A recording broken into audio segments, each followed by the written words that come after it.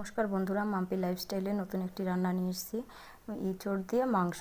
তো আমি প্রথম নুন হলুদ দিয়ে ইঁচড়টা সিদ্ধ করে নিয়েছি। মাংস নিয়েছি, আলু নিয়েছি, পেঁয়াজ কুচি নিয়েছি, মশলা নিয়েছি, হলুদ, লবণ, পেঁয়াজ বাটা, রসুন বাটা, আদা বাটা, জিরে বাটা, লঙ্কা বাটা আর গরম মশলা। এখন আমি আলুটা ভেজে নেব।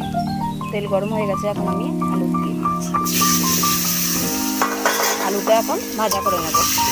তেলে জিরে দিয়ে দিলাম, এখন পেঁয়াজ কুচি দিয়ে দিচ্ছি। এখন ভাজা ভাজা করে নেব। পেঁয়াজটা ভাজা হয়ে গেছে, এখন আমি রসুন বাটা, আদা বাটা আর পেঁয়াজ বাটাটা দিয়ে দিচ্ছি। কষাতে হবে, মেখে দেবো আর লবণ দিয়ে মেখে নেব। এটা কষানো হয়ে গেছে, এখন আমি মাংস দিয়ে দেবো।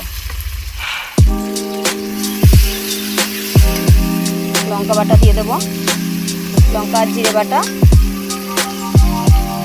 আদা বাটা। এখন কষতে থাকবো, একবার ঢেকে দেবো, ঢাকনা খুলে দেবো।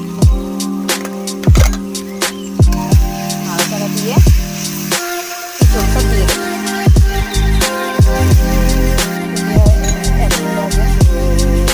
হলুদ দিয়ে কষাতে থাকবো।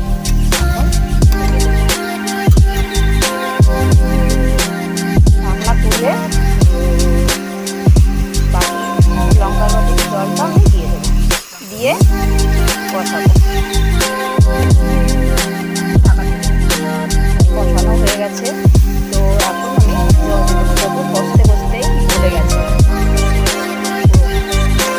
তো আমি জল দিচ্ছি।